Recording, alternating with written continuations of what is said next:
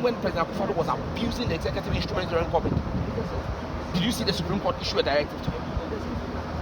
But Sebi, as they say in P, back when an enemy had, so he's the one they would disrespect. And I think Parliament itself has contributed to this.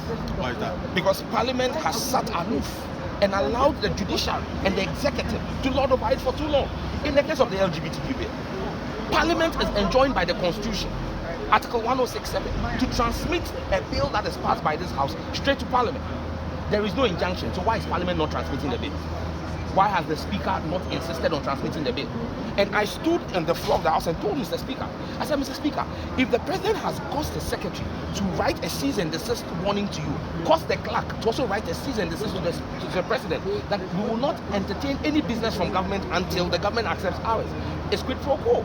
But because we bent over backwards for them, when you give people an inch, they will take a mile. And that's why today, because we have allowed them to do the things they've done, they've become so emboldened that they think it is within their rights to be able to determine to Parliament what we should do. But that's not going to happen. To the extent that Minister Benito wrote that letter saying Parliament don't transmit this bill because there are cases in court, you are expecting that the Speaker would reciprocate that same action?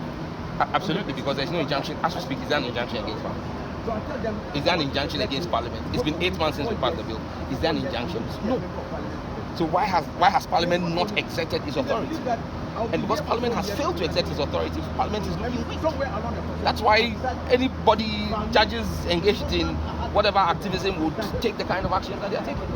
But Parliament will not be subject to judicial activism. No.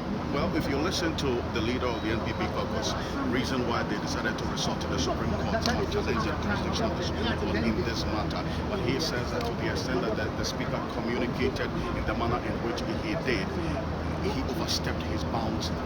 It cannot be the case that the Speaker can sound as though he is interpreting the Constitution and say that he is only applying the dictates of the Constitution in Article 97 on HGNH.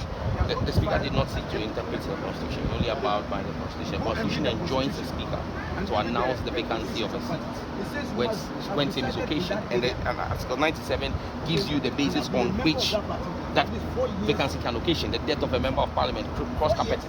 So if that has been occasioned, and there's evidence of same from the Electoral Commission, and the Speaker communicates same, what is the Supreme Court interpreting? In fact, the Supreme Court has set its own questions and answers, because the ruling the Supreme Court gave is completely different from the case Afenyo took. Afenyo took a case on last week Monday, to the court to place an injunction on the Speaker from passing a determination on the status of the form. The Supreme Court only sat on Friday. Meanwhile, the Speaker had made the determination on Thursday. So if the Speaker had determined on Thursday already the matter before the Supreme Court, what was the Supreme Court ruling on? What have they ruled on? Except they chose to set their own questions and answer their own questions. So now the Supreme Court is the applicant in the case, has been the judge in the case and wants to execute it. No, they can't be judge, jury, and everything in their own case. Absolutely not. The Supreme Court can't be a plaintiff in this matter. Honorable Bedra, Honorable Gao, and a contestee. Honorable Gao, a contested MPP, Honorable Bedra NDC. And then Honorable Bedra Ababema, yeah, dear Gao work for the Supreme Court to a channel. Say, how will Bedra appear before Gao? And I'm saying at the Camforno, that is what they said. If you are a member of the Supreme, if a member of the judiciary, you don't qualify to contest for MP. That is it. The same way, if you are if you're a politician, I don't see why you should qualify to go and sit in the Supreme Court, why you have not even gone to the appeal court. What political decision went to it? Say, a former parliamentary candidate, 2 times defeated parliamentary candidate, on the ticket of the MPP, who lost twice. The president will call into the High Court and jumping over the appeal court to the Supreme Court. This is a fake. Why they now? I'm talking of the ruling. So clearly, Okotana president now in favor. Or no one in appeal court to Aminkoe. Obi ko appeal court 10 years in front of Supreme Court. Now me a politician. You are friend me High Court. Now within few years, has not jumped me appeal court, High Court. Now Sahani Pana Nihuchina Minna. And that is why they were able to expedite. When you accelerate appointment to the Supreme Court, it will accelerate your judgment to your cases. That's the way I see it. And this is what we must prevent. Because the Supreme Court will not be a slow. No be can be against the Supreme Court. If he's sending a case to the Supreme Court, liars were shaming. But you don't know the outcome of which decision. By sending a national security meeting like Kandapaka, or the Supreme Court giving judgment on one side is becoming too much and a national security issue. Look at what has happened. Kandapaka, but look at what has happened. And there is no national security issue. Say about a parliament that is in the horseshoe, now be a mixed parliament. Mixed parliament, which speaker can come and preside over this? Mixed parliament. Who is speaker? Mixed parliament, you can't be preside over preside. And clearly, say you know Musha Asianka Yentimin Ruha. And this is the longest democracy so far. 28 years, getting to 32 years. So 32 years of democracy. Obiako Parliament, and we are in the 8th Parliament. 4 times 8 is 32. And in 1992, our role is no Mushasi, and say no Mushasi, Kayakura. Put that one aside. Minewukasai, Supreme Court to know, I was judge from the Supreme Court judges in the know. Your virtue last month, over 5 months, essay approval. There's a debate, so Supreme Court to know. Then there's a question on the number of people who are there. So the Supreme Court is waiting for it to get majority to pass the judges. Is it not self-serving? Put that one aside. The same Supreme Court which is giving an argument say we allow the decision of the Speaker to stand, then it will deprive the good people of those 4 constituencies of not getting MPs. Is it not the same Supreme Court which enchanted the Asindov MP, Semanimba Parliament, so that it will give majority power to the MPP to be able to pass their e-levy? So how can you approbate and reprobate? Do I need to go to law school before I can know this? You are the Supreme Court who will say, oh, allowing the Asindov to say MP, he should not be in Parliament, he should go. The people of Asindov didn't get an MP. And that the Honorable Jechukwueze should not hold himself as a member of Parliament. And it gave majority in this hang Parliament, majority power to the MPP to be able to pass their e-levy, to pass their VAT, to pass their things.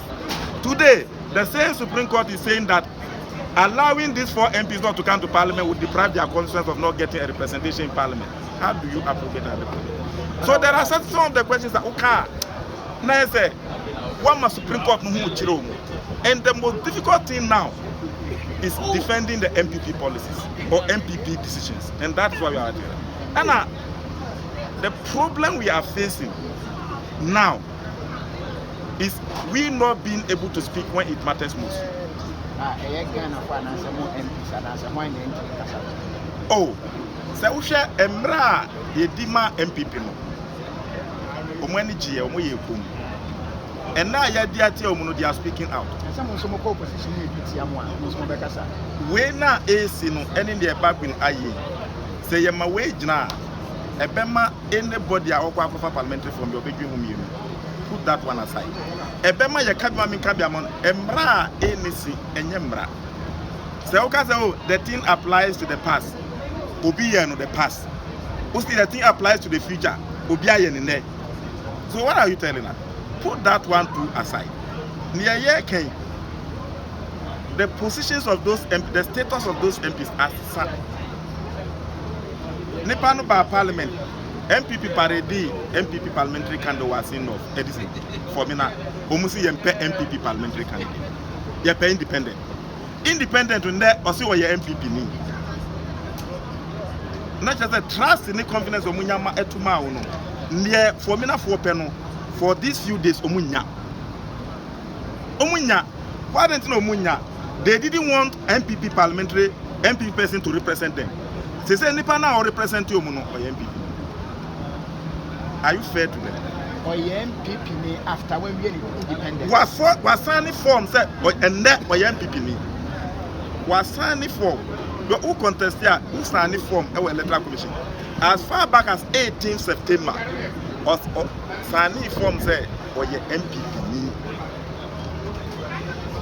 So how do you change this?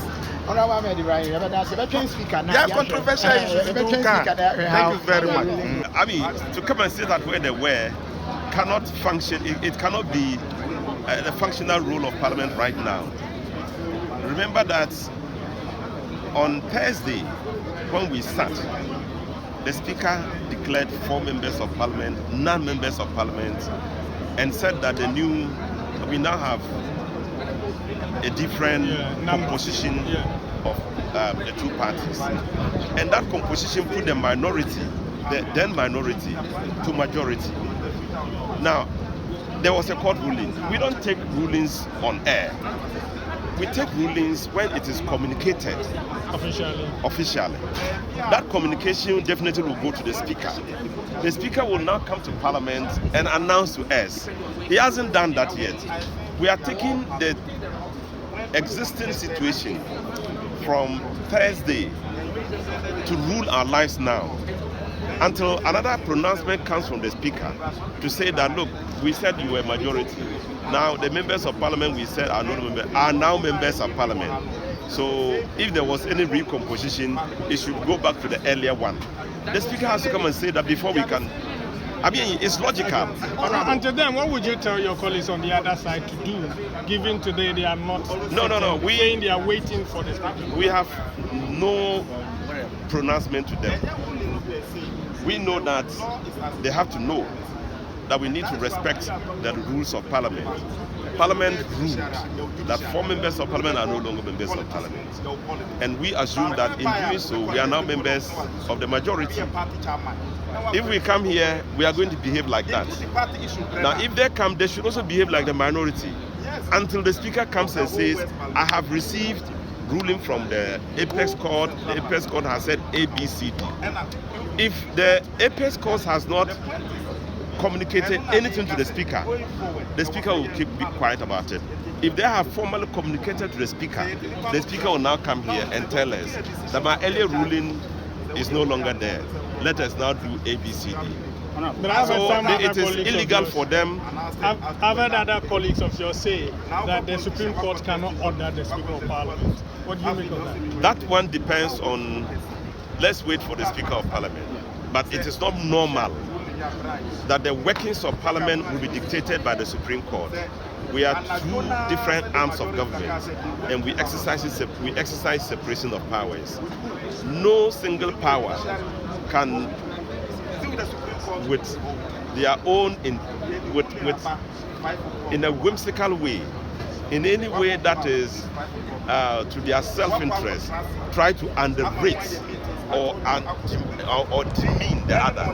You can't do that. For the principle of equal status in the separation of powers. Yes. Is this all necessary? 2 months to the election, we're fighting with the glorious majority. Is it necessary?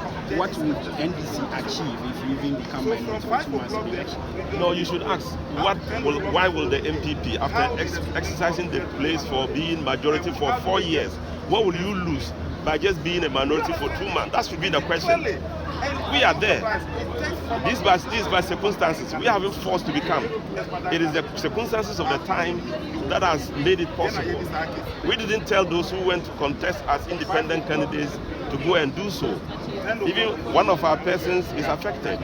So it is not a question of what do we gain, but what do they gain by insisting they want to be majority. If after nearly 4 years they have been majority, what will they gain for doing it for 2 months in the minority? For national good, they should agree that this time round, in the national interest, let's abide by the Speaker's rules and go to the minority just for 2 weeks. When a thief kisses you, you must be in a hurry to count your teeth. Some will get missing. How do you relate that to what is happening currently? Look, if you want to rabble rouse, look, I can go to Agbogboshi now, and I can bring not less than 5,000 people in less than 1 hour. Yes. Okay? Agbogboshi. Yes. Why do you have your constituents there? Yes. No, not just my constituents. There are people who I can appeal to, they listen to me. And a lot of them are from my place. So we can move them in a short notice. We can fill the Parliament House. If you go to Lima, Mamobi, or Achimota, all these areas. Because I can tell you the NDC has far more superior support in Greater Accra than the MPP. But He's going to mobilize some people to invade the precincts of parliament in their party colors. So you can see who is bellicose. You can see who is peaceful. The NDC, all of us just came in. Even they indicated to us we should leave our bodyguards outside. We left all our bodyguards and walked in alone, without any semblance of wanting to cause any trouble or wanting to unite a fight. We come in and we see that we have inundated the place with our party supporters and others. So can you imagine what will happen if we decide to mobilize our party supporters?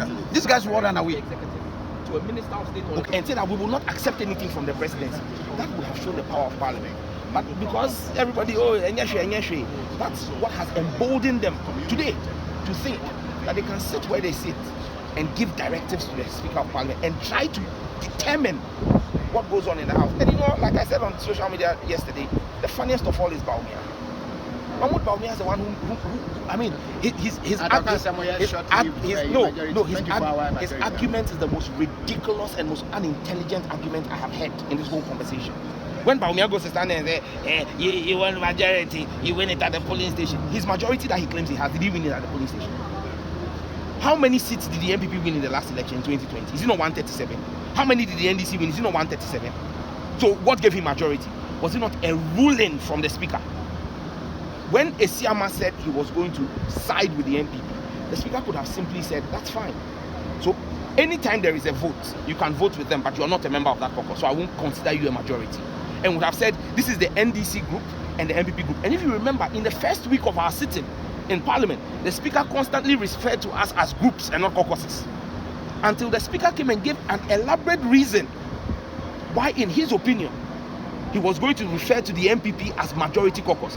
So when Bawumia stands there and engages in comedy and says that if we want, we should win at the polling station, it is the same Speaker who today they say has no power to declare another group the majority. That declared the majority in January 2021. But you see, they have short-lived memory, but we don't. The Hansard of Parliament is there. They should go and check. It was the ruling of the Speaker that made the NPP a majority, because the people of Ghana gave NPP 137 seats, gave NDC 137 seats. So NPP is not a majority.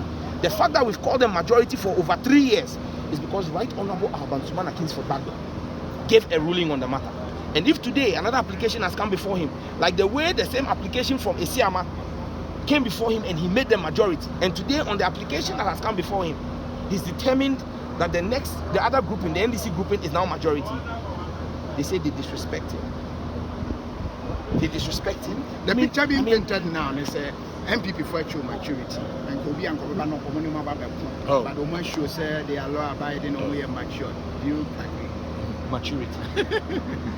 Why is there a new definition for maturity? Does it have the same definition as cowardice? They are cowards. They're a bunch of cowards. That's right. They're a bunch of cowards. Did you not see another Umbre breach the Speaker's directive and breach this place? When the Speaker issued the directive that nobody should enter here until 8 a.m., did he not come in at 6 a.m.? Which member of Parliament, of the 275 in Parliament, passed people from his constituency to Parliament today?